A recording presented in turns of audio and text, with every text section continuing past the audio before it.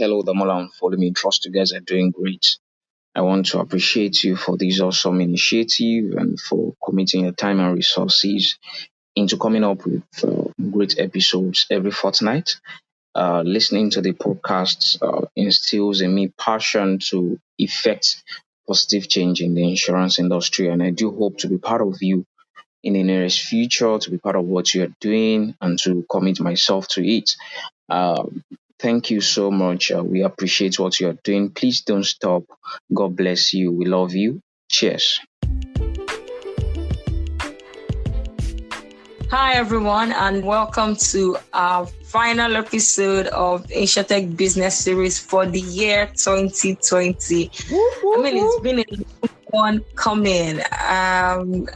If we're grateful for anything that happened this year, was the fact that out of all of the pandemic, that coronavirus brought to the world, it also brought us an array of opportunities, and the Insurtech Business Series podcast was one of them. Damola, how do you feel about this? I'm pumped because we actually have been having a conversation around starting off something like this, even before this year. Well, one thing will just lead to another and then we don't start it off. But then, the lockdown came and we had no idea how or who will get on, how we'll start off. But we just said, let's just do something. Let's start off. And here we are today. We're running since April 2020. It's been an amazing journey. Yeah, it's been an amazing journey. Speaking to a lot of amazing people and sharing a lot of knowledge even with our community. So it's been great. And big ups to all our listeners, all our community members for listening and sharing a comment and just being a part of the conversation. Yeah. Because you're listening to it and learning from it, that's what keeps us motivated to speak to these guys. So thank you. Okay, so I know that we started in April, but in the course of all of our conversations, I've realized that it's important for us that innovation in insurance is actually very important. I know that we've had changes from when, the merchants came together to contribute as much as possible for insurance. Insurance evolved from there and, it kept evolving until a particular time where it seemed as if it just stopped evolving. And now that you're having technology disruptions, it's so exciting to see, having products being remodeled, all of that. So in the course of this conversation, I've learned a lot that, insurance is bigger than what we think it is. And there's a lot more to do with insurance. I know that being my, take home from majority of our conversation, technology coming, the change of distribution channels and models and methods, in terms of pricing and all of that. What was your take home? From April till now, we must have something that stood out. A lot of talking points, a lot of things learned. But one thing that really just stands out for me is the fact that as much as we are in different countries, different continents, we have a lot in common, especially in the insurance industry. All right. We all still struggle with this whole trust thing. And that is something that technology, for example, is helping to solve for, right? And that's why you are seeing a lot of conversations around technology coming into the industry to enable the insurance business. And I feel like that is one thing that we should have in mind, within the next 3, 5, 10 years.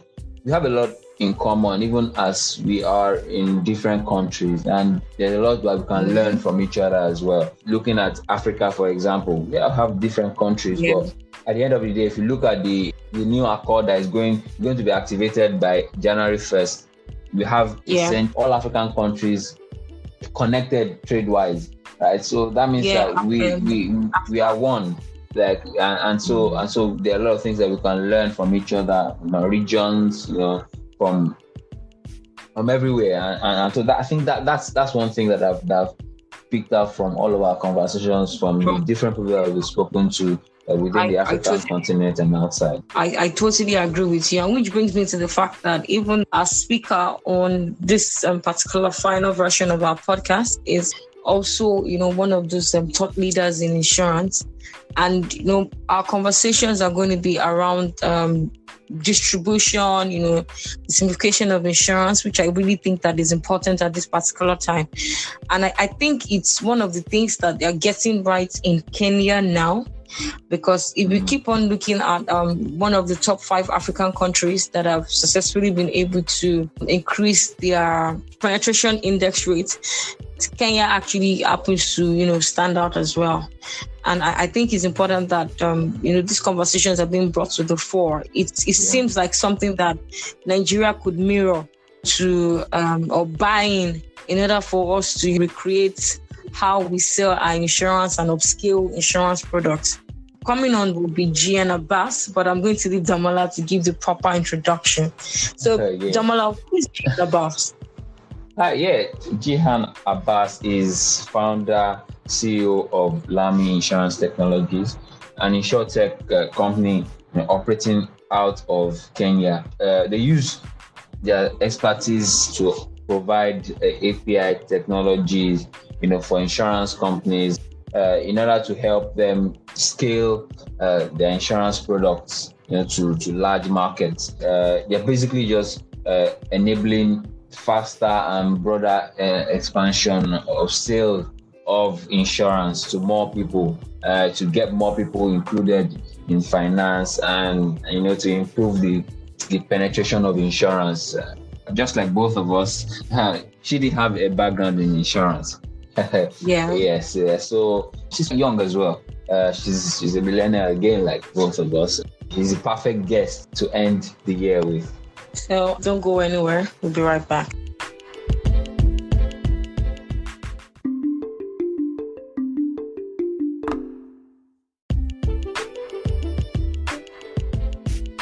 Jihan, welcome. Thank you so much. It's a pleasure to be here. Great. How are you doing? How has it been? We've been following you a bit now, and you've been engaged in a lot of things. But first off, personally, how are you?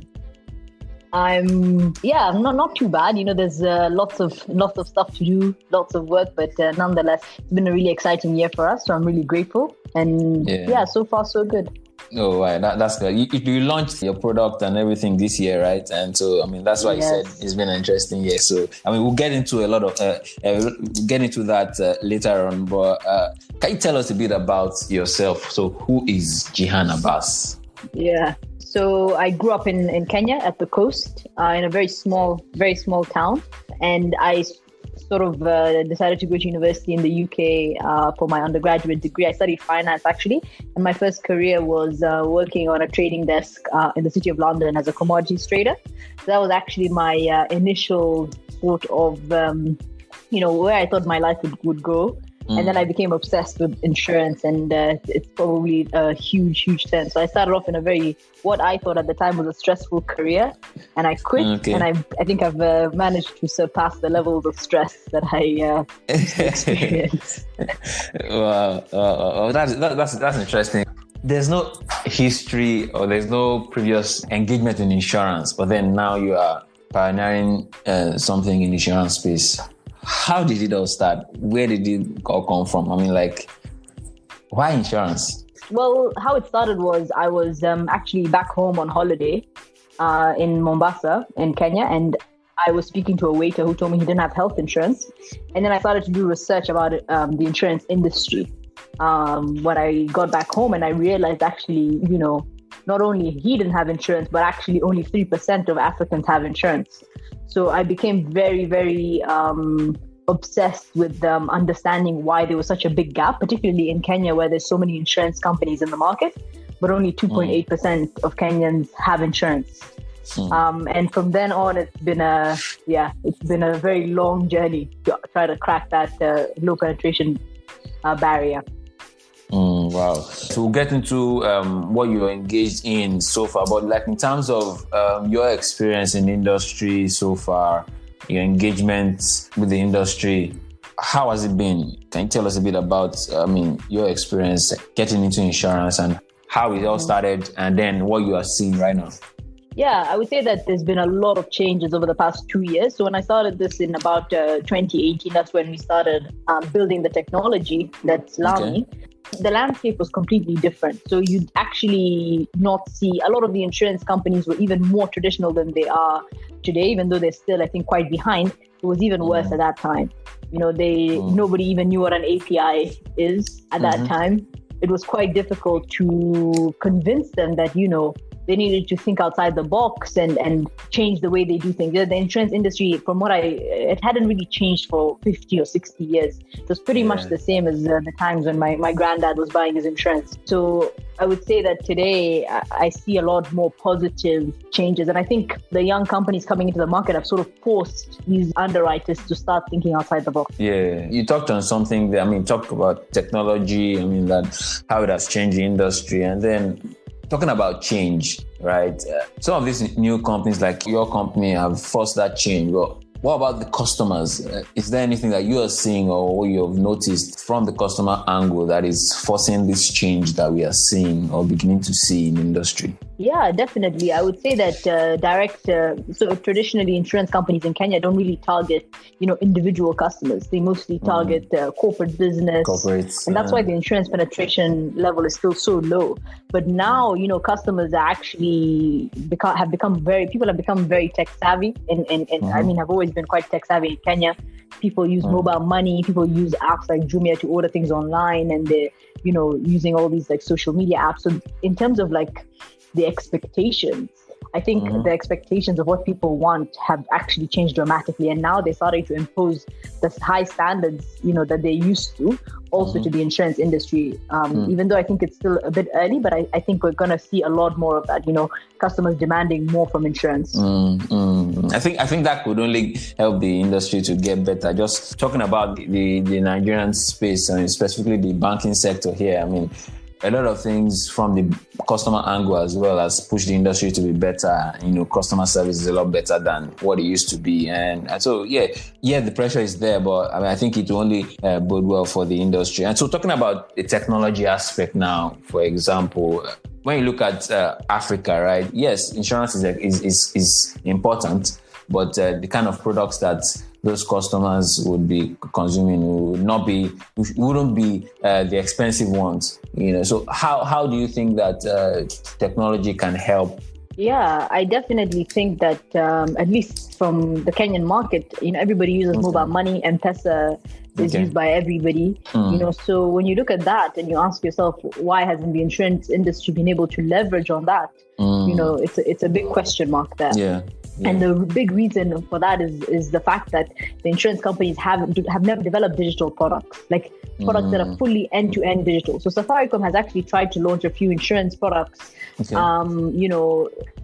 the problem had been that when the purchase process is very digital, so you buy it through USSD on your phone, but actually the policy administration, registration, and all those other components is done by people sitting in the back office. So all those products actually failed and were not able to successfully reach the market, the market that they were targeting. Because at the end of the day, only one small component of it was digitized. The rest was still manual. And I think that's the biggest problem that we need to overcome so that we can actually leverage fully on the mobile technology. You talked about mobile money there. Kenya is, I think that's the headquarters when you talk about mobile money. How did it get so successful in Africa? M-Pesa leading that front. How did it happen?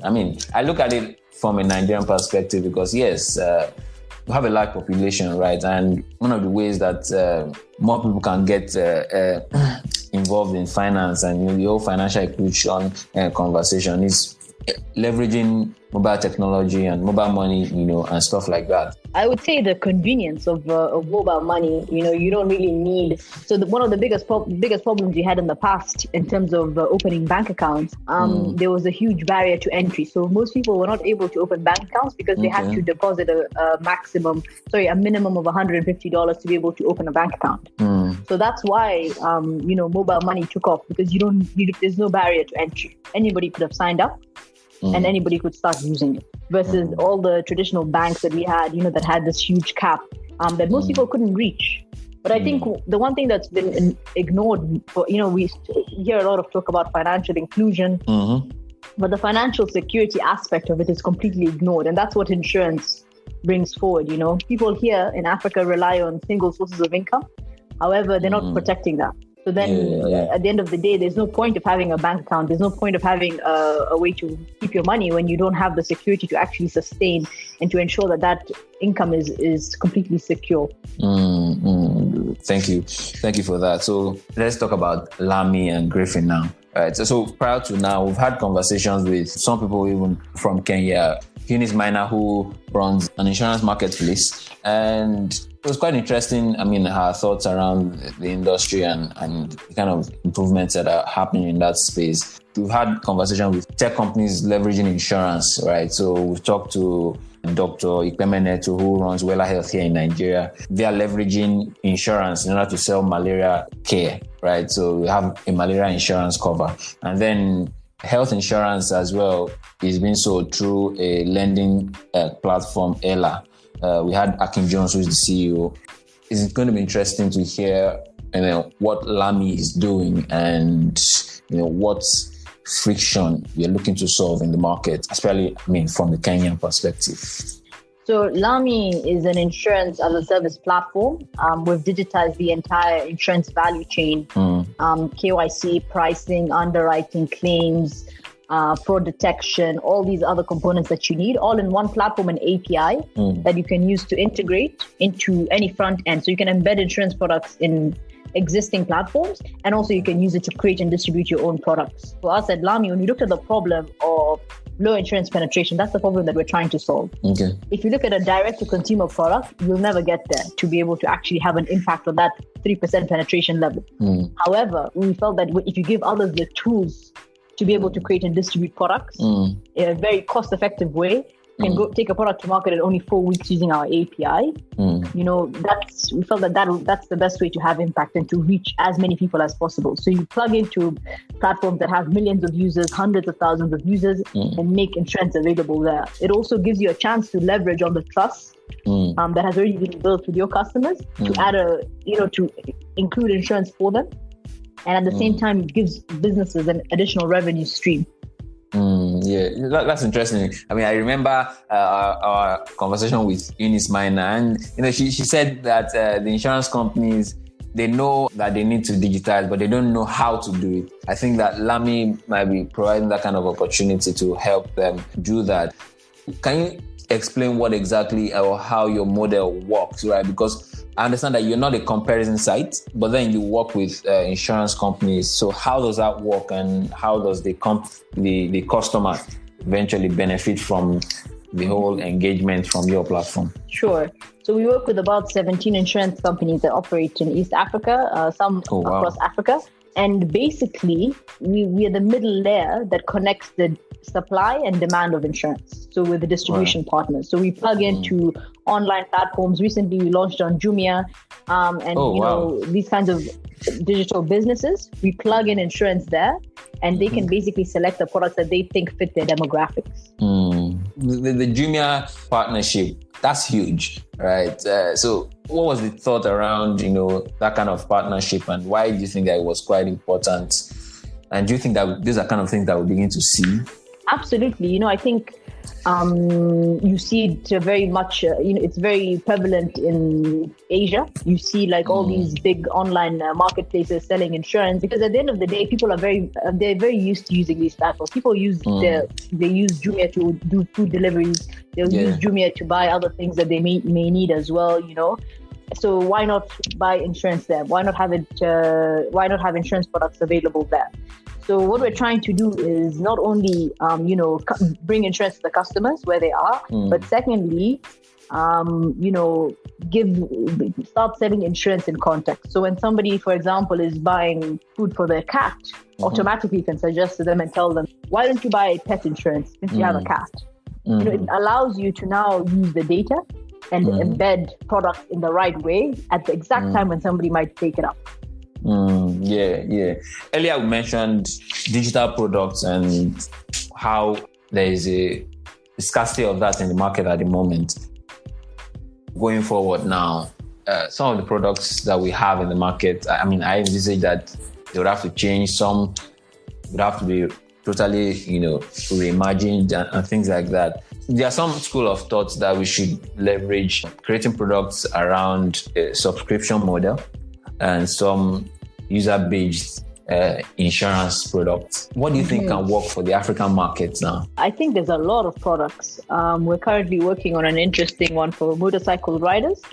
I think there's a big gap for tailored insurance products here because we still use, the traditional one size fits all or three options for insurance products. Versus, assessing people and then saying, okay, this would work best for you.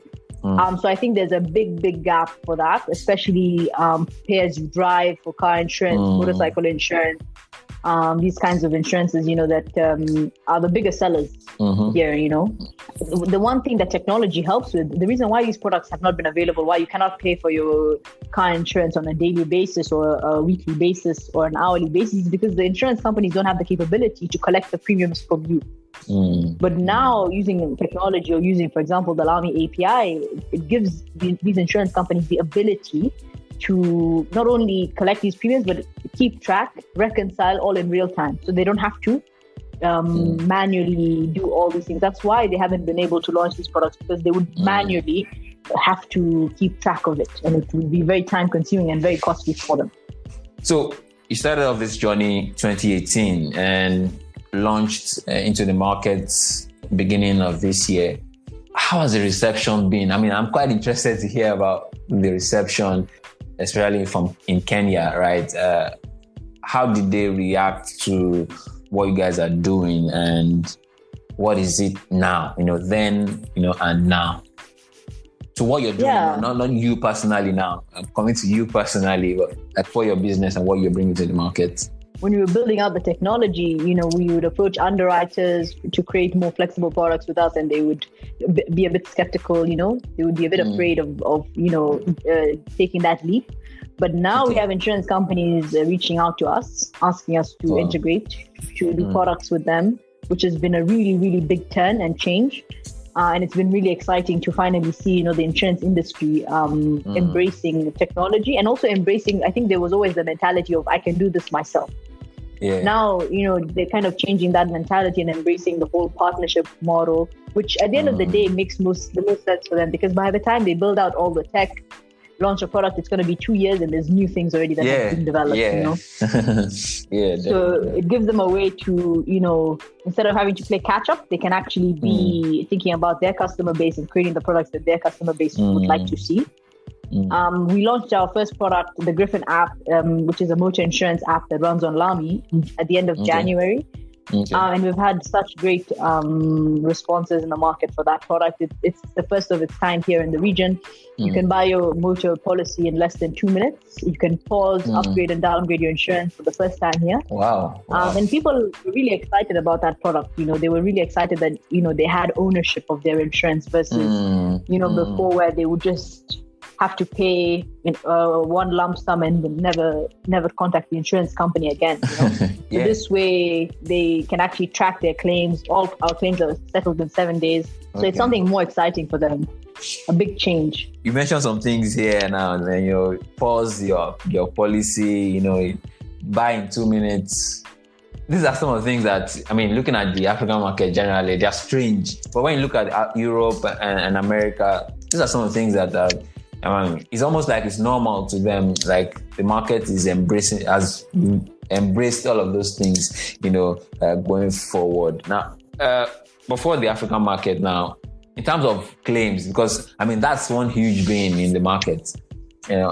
How is technology, or how is Lami Griffin tackling that aspect? Because at the end of the day, you are not the one that is paying the claim, right? It's the insurance companies. Exactly. What goes into all of those? So at the moment, all the claims are settled within 7 days versus industry average of 60 to 90 days here in Kenya. I would say that we can definitely automate claim payouts using our platform and API. However, insurance companies are not yet at the level where they are allowing, people to automate that process fully. Okay. So in terms of technology, I think the main benefit of why even the turnaround time is quite fast is because all the information is uploaded via the app. Okay. The insurance company can see all the information using dashboards and just decide to accept or not accept based on the information. We also make sure that we collect all the KYC documentation before during the purchase process, so that we make sure that afterwards we're not, one of the big problems we have here in Kenya is people going back and forth asking you, send us this piece of information, send us that. But we are connected to various databases that we can actually verify all the KYC information prior to make sure that later on, when it comes time for paying of claims, it's faster. And in terms of pricing, we also spend a lot of time on pricing products, making sure that we're giving the right price. So we've built a lot of algorithms around risk-based pricing that we're still working on fully using. Once insurance companies are open and allow us to price products, and hopefully even with that, we'll be able to minimize claims as well, because you'll be pricing products correctly. Okay, that's quite interesting. So for you now personally, there are so many millennials playing majorly in the insurance industry. How was the perception of the industry, or how were those engagements like, initially for you, and how has that changed today? I think when you're able to show a track record, people are more open to listening to you and seeing, what it is that you have to offer. Luckily, when we launched our product at the end of January, we got pretty good press coverage. People were really excited about our product. And that comes with a certain level of outreach. People reach out to us and ask us to, how can we help them on their transformational journey? How can they use our API? So there's been a big change in that sense. I would say that prior to that, it was mostly people, we would just show them demos, but they didn't really see the real effect in terms of what the market thinks of a product like this. But now people are more, I think it's become more clear. The insurance industry is a male-dominated industry, right? And you are a young woman entering into that space. Initially, or even till now, has that whole cloud, affected the way your business has grown, or, in terms of the engagements with other members of the industry? Yeah, I would say that insurance is definitely very much male dominated, and there's not a lot of people my age in the industry in terms of trying to disrupt the industries. Yeah, before, I would also have a lot of issues. Sometimes I would email people and I would get a reply saying Mr. Abbas or Mr. Jihan Abbas. Wow. And I would get really upset about it. It's very common. I don't know how we can change that. I think maybe it's even a problem. It's also a problem in the technology industry in general. There's not a lot of women leading companies in tech as well. But I hope that the small role that I can play in changing that, I hope I can make a small impact there at least. But it's definitely been quite difficult, I would say. People sometimes don't take you as seriously as they should, but your work speaks for you. So that's what I always say. So at the end of the day, they might be skeptical, or they might expect somebody a lot older or a man. Your work speaks for you. Yeah. So I try to do the best that I can on that front.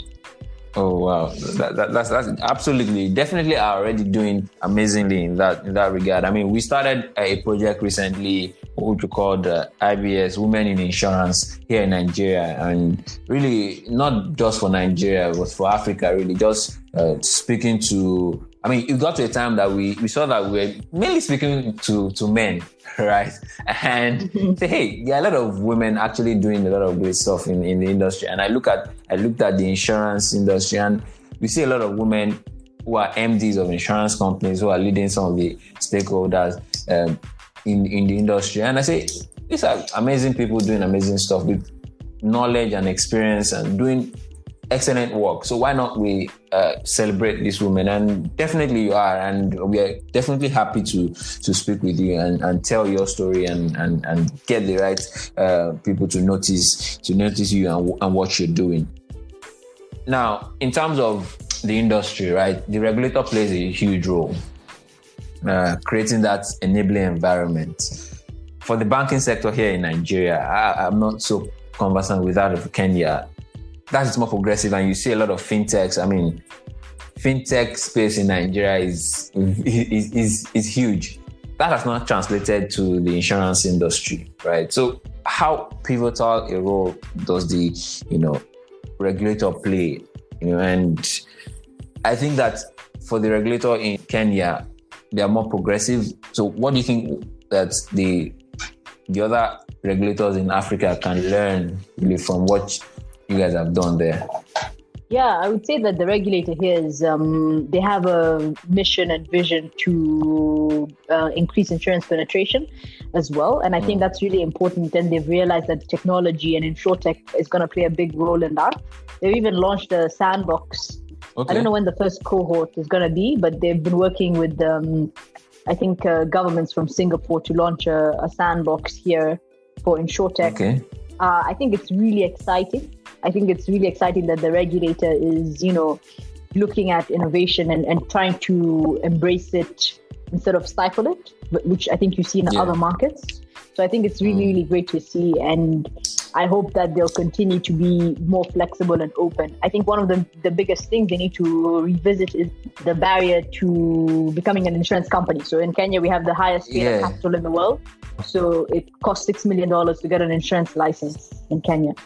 And I think that they need to sort of assess that and see what role, having such a huge barrier plays in restricting startups from entering that market and changing the industry as a whole. Because at the end of the day, people always have to still rely on underwriters. And if the underwriters are not thinking outside the box, then, it's very difficult to actually have an impact. The regulator really is quite important, and you need to encourage, and I'm happy to hear about the sandbox.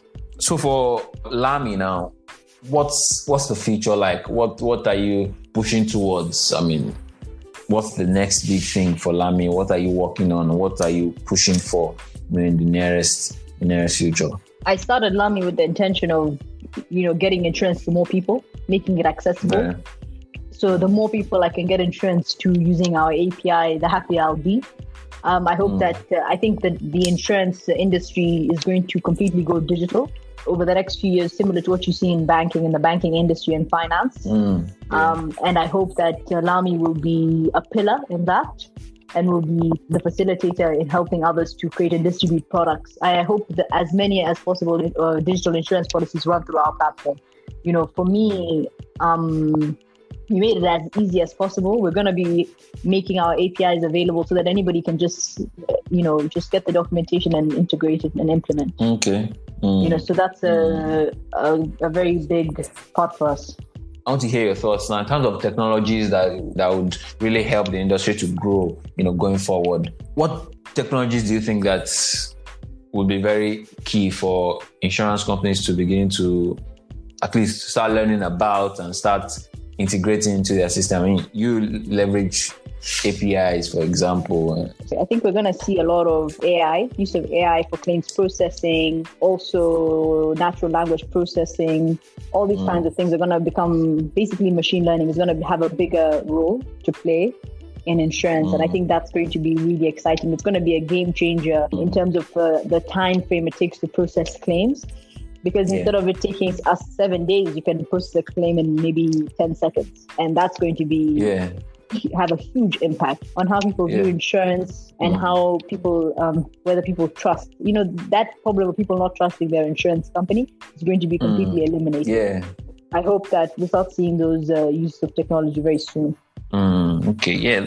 So in terms of funding now, what's that like? I know that, you've been a part of some events at the ITC Global. I know they're part of that. But in terms of attracting funding, are you seeking funds at the moment, or where are you at now? We are fundraising at the moment. We are fundraising from a few VCs, and hopefully we'll be able to close that by the end of the year. I think that insurtech is still very new, even for VCs. They still they always have questions. They try to understand, a little bit more about the industry. But I would say that the main thing to look at generally is although there's 3% penetration in the market, there's 97% of people that don't have insurance. And that's the value. Opportunity. That's exactly, that's the opportunity that's in this market. That's an interesting point to mention, because the insurance industry, maybe around the world, but I think in Nigeria, right? I mean, there's a lot of talk around insurance companies, being competitive. And I look at it that, hey, with less than 1% penetration, there's actually there's no competition, right? Because there are people who don't have some form of insurance, right? So the opportunity is there. So it's just about, leveraging what needs to be leveraged, technology, for example, changing that mindset and tapping that market.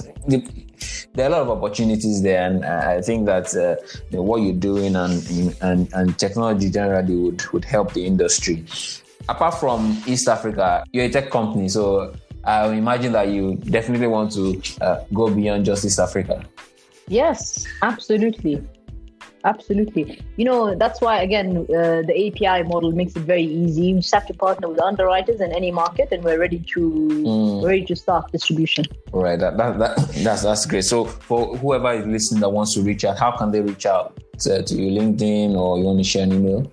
Yes, you can reach out to us on info@lami.world. Yeah, so please feel free to reach out in case you want to embed insurance. Or you want to create and distribute a product using the Lami API. That's cool. So well done with what you do. And before we let you go, do you have any advice for young insurance professionals who want to start up something, and there's a buzzword, disrupt? They want to be a part of that new normal. They want to pioneer that new normal. What's the advice that you have for them? I mean, you are a young person yourself, but I mean, in terms of experience and exposure and what you've done so far, I mean, you're some steps ahead. I would say that this is the right time. It's definitely the time. COVID has really sped up the process of people realizing that they need digital insurance.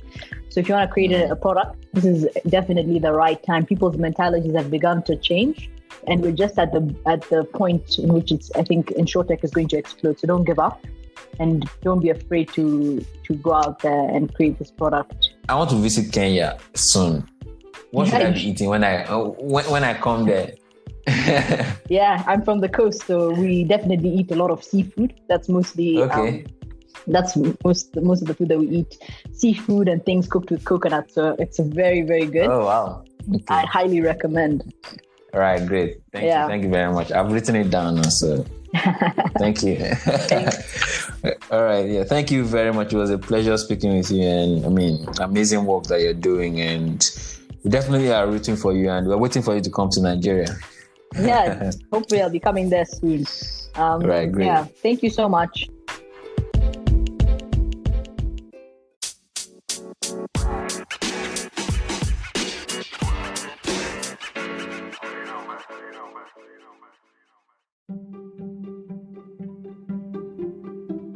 Hi, and welcome to the news update. My name is Opeoluwa. The headlines: Pula wins InsurTech of the Year at Africa Insurance Awards. WhatsApp partners insurer to distribute health insurance in India. NIA recommends inclusion of risk-based capital in 2020 insurance bill. Now, the details. Pula wins InsurTech of the Year at African Insurance Awards. The African Insurance Award, organized by African Re, was held on Friday, 18th December 2020 and featured topical discussions relating to the future of insurance on the continent. Apart from being held online for the first time, the great work being done by InsurTech companies in Africa was for the first time celebrated. Of the 4 nominees, Pula and InsurTech Re-Imaging Agric Insurance for African Farmers was announced as the winner. Other winners on the day includes Valentine Ojuma, the CEO of FBN Insurance, who won CEO of the Year; Alpha Direct Botswana, who won Innovation of the Year; and Mauritius Union Assurance, who won Insurer of the Year. WhatsApp partners insurer to distribute health insurance in India. WhatsApp India has recently announced a distribution partnership with India Insurer SBI General Insurance, aiming at bringing health insurance to more Indians as they look to offer more financial services to their large user base in the country. This new development is coming at the back of WhatsApp embedding payment features through WhatsApp Pay and a shopping cart in its app to enable e-commerce transactions.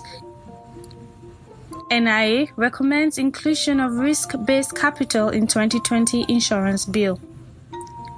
The Nigerian Insurance Association, during its presentation at the public hearing for the 2020 insurance bill, has recommended that risk-based capital be included in the new bill. This, according to the association, will help to ensure proper utilization of capital, attract investment, and increase the contribution of insurance to Nigeria's GDP. Speaking at the hearing, the NIA chairman, Ganiyu Musa, said the association is convinced that risk-based capital adequacy template is the best fit for the insurance industry in Nigeria, especially given the fact that the 2013 IMF report has prescribed it and the Commission agreed with it. It's important to note NICOM has increased the capital requirements for insurance companies to 8 billion naira for life insurance, 10 billion naira for general insurers, and 18 billion for composite insurers. That's it on the news update. Back to Damola and Folumi. Hello, Damola and Folumi. Trust you guys are doing great. I want to appreciate you for this awesome initiative and for committing your time and resources into coming up with great episodes every fortnight. Listening to the podcasts instills in me passion to effect positive change in the insurance industry, and I do hope to be part of you in the nearest future, to be part of what you're doing and to commit myself to it. Thank you so much. We appreciate what you're doing. Please don't stop. God bless you. We love you. Cheers.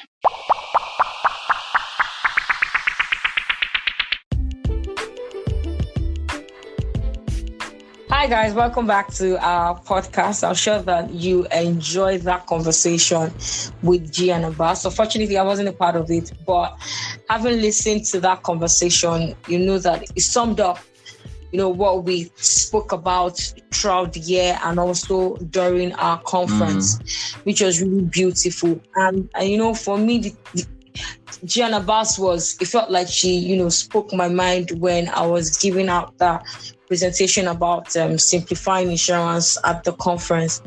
And I liked the fact that, she kept mentioning distribution.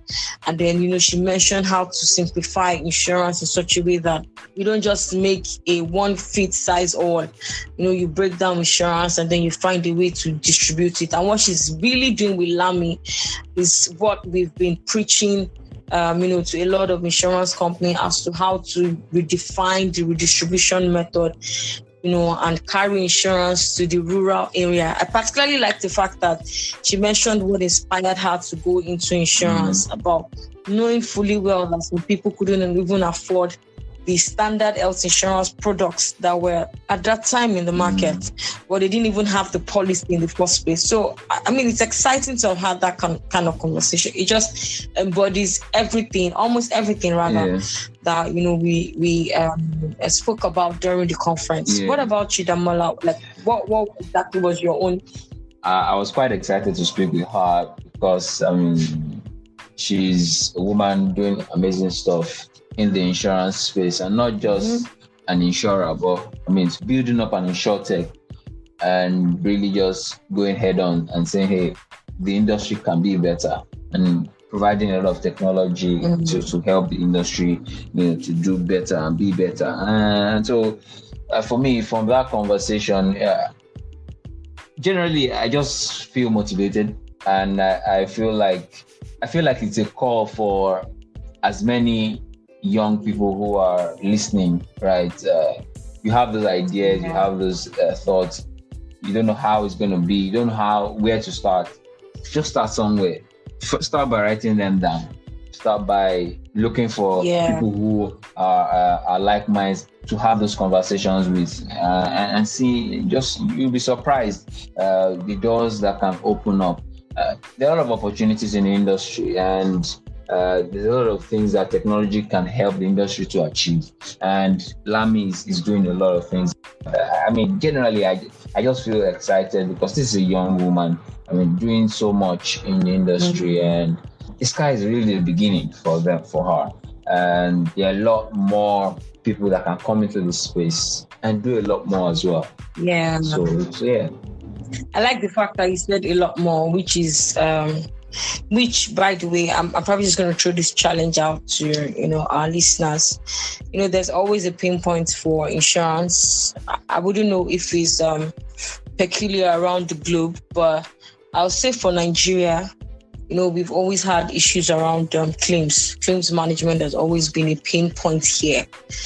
And this is just, we've had people like startups in the course of, our conversation that we've seen, startups like Flurry providing health insurance for, immigrants, and then providing it for their beneficiaries in their home country, which I think is actually amazing. Yeah. It's fantastic. And then, we have Hella, who is actually helping to give out loans to people for insurance and health insurance, basically. And then we also have Wella, who is actually selling micro health insurance, which I think is actually fantastic. And then we also have, there's been, we just spoke about Lami, and then there's also Bismart in Kenya that has also helped to bring in a lot of insurance, different type of insurance products. I would like say the Jumia of insurance, for instance, and that particular marketing model is actually working over there. Yeah. So I would just like to throw this out to a lot of which also we have Louis. Louis has also started his own micro insurance business in Kenya, strictly for the agri business for now, which I think that is actually fantastic. These are young people that are coming up with bright ideas, and they are constantly penetrating the market. You don't even have to be actively in distribution or sales. There's Curacao. They are specialized in claims fraud, especially in the health insurance space. So, again, I was going to throw out this to people. Like, the pain point again in insurance, as it stands, it's claims management. And it's really actually be good if we can have people that are passionate about insurance, people that are smart, that can come together and, try as much as possible to resolve that pain point, like see how to simplify claims management. Because at that point where we are able to, once we simplify claims management and it doesn't take a whole lot of, tedious process to pay claims, we would actually win the trust of a lot of people. Like majority of the populace would buy into insurance because, hey, insurance is all about claims, really. Really. And so if you are able to pay my claim, I'm going to spread your gospel. It's just when we do the math, that's exactly how it is. So, while we're having all this startup, like Damola said, people that are passionate about insurance, and young people out there that could come up with various ideas. You can write it down, you can sell it to people that will bring the ideas alive.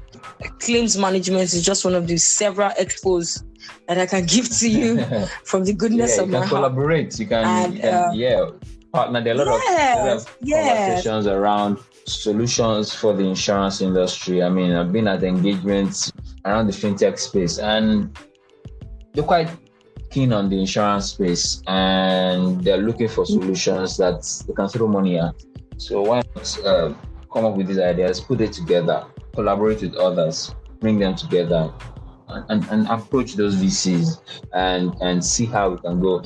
We'll be, hopefully in 2021, we're doing a lot of things to encourage innovation as well in the insurtech space. So, watch this space.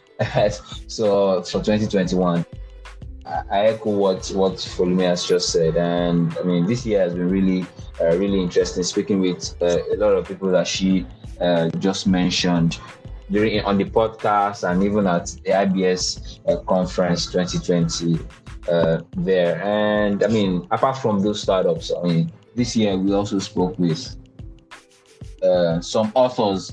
And when you look at the insurtech space now, there's not if you look at 10 years before now, I don't think there was any literature about insurtech, right? So this is a new area. It's a budding area, and so we spoke to a lot of thought leaders who are authors as well. Spoke to the amazing Rob Galbraith, the most interesting man in insurance. Yes, we spoke to him about his book, The End of Insurance as We Know It. Exactly. That's the title of the book. You should read that book. We spoke with Frederick Bisbjörn, who spoke at our conference actually. The title of his book is Insurance Next. Just talking about digital transformation, for the insurance industry. We spoke to Gilad Shai, who also contributed in the insurance book. These are amazing guests that we actually spoke with. And these are people that are creating literature that the industry can benefit from. You can grow in. We also spoke with Eunice Minor, who has a book about her journey from being an agent to running an insurtech company today. The title of the book, Sell Me This Pen. I recommend that book to every agent who is listening today. Not just agents, any salesperson that would be interested in, Actually, yes. I think it's just generally for everybody. So it's a very inspiring story about, our growth, because she joined the industry out of curiosity. All right. So yeah, these are guys that we spoke with throughout this year, and speaking to them about their book and why they're passionate about what they do. And these guys are doing amazing work, even in the industry, at the moment. Outside of all of these guys, we still went on to speak to some of the top professionals in the industry. We spoke to the ever smiling Rashidat Adebisi, who is one of the female leaders in the industry. Yes. So amazing conversation with her. We spoke with Adeyinka Aderombi, who is head digital transformation at Leadway Assurance. Spoke with Samuel Mbonu. So all of these guys, Ekerete Olagdamikon, Adi Kaimowitz from South Africa. We just want to say thank you to you guys. You guys made the year amazing. Thank you for sharing all that you did. Thank you for enriching us with your knowledge and freely giving it to us.